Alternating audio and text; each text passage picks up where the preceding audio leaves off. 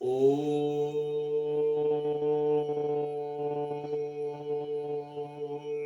भूर्भुवः स्वः तत्सवितुर्वरेण्यं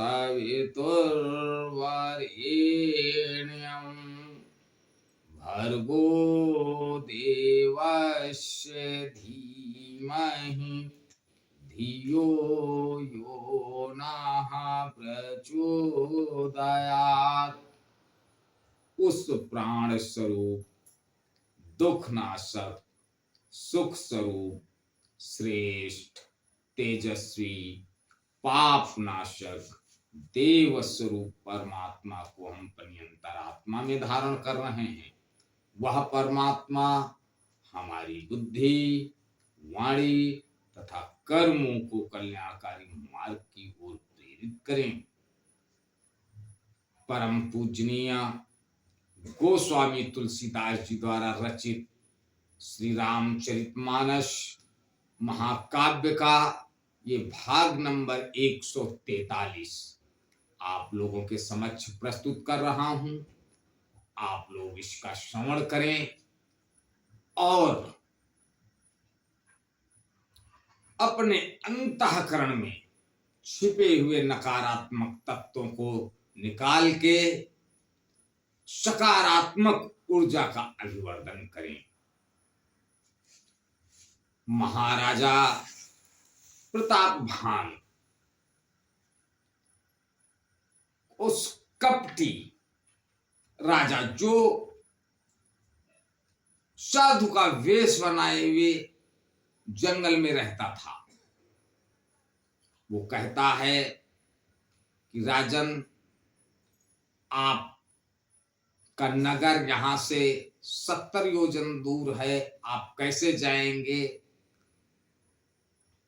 आगे गोस्वामी तुलसीदास जी लिखते हैं, निशा घोर गंभीर बन पंथन सुनहु सुजान, बसहु आज वस जान तुम जायहु होत बिहान। हे सुजान सुनो, घोर अंधेरी रात है, घना जंगल है, रास्ता नहीं है, ऐसा समझ कर तुम आज यहीं ठहर जाओ, सवेरा होते ही चले जाना। तुलसी जसी भव तबता तैसी मिलई सहाई, आपनु आवई ताहि पही ताई तहां ले जाई। तुलसीदास जी कहते हैं, जैसी भवितव्यता यानी होनहार होती है, वैसी ही सहायता मिल जाती है। या तो वह आप ही उसके पास आती है या उसको वहां ले जाती है। भले ही नात आय सुधरि सीसा, बांध तुरग तरु बैठ महिषा, न पबहु भांति प्रशंसउ ताहि, चरण बंद निज भाग्य सराही।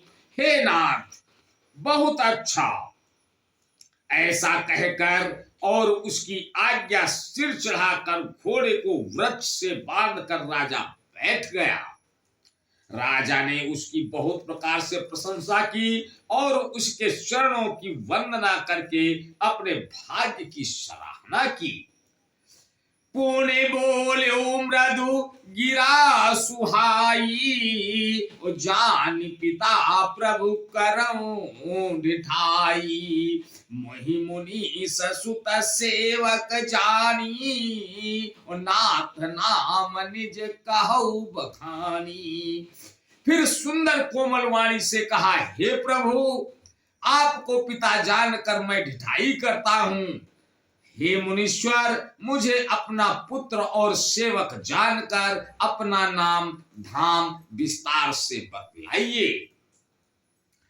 ते ही न जान नृप ही सो जाना, और भूप सहद सो कपट सयाना।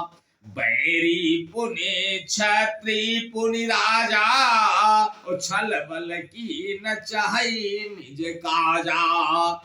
राजा ने उसको नहीं पहचाना, पर वह राजा को पहचान गया था। राजा तो शुद्ध हृदय था और वह कपट करने में चतुर था। एक तो वैरी, फिर जाति का क्षत्रिय, फिर राजा, वह छल बल से अपना काम बनाना चाहता था। सामुझी राज सुख दुखित आरती, अवा अनल इव सुलगई छाती। सरल बचन नृप के सुनि काना, और बयर संहारी हृदय हर्षाना। वह शत्रु अपने राज्य सुख को समझ करके, स्मरण करके दुखी था। उसको छाती कुम्हार के आवे की आग की तरह भीतर ही भीतर सुलग रही थी। राजा के सरल वचन कान से सुनकर अपने वैर को याद कर वह हृदय में हर्षित हुआ। कपट बोरी बानी मृदुल, बोलो जुगति समेत।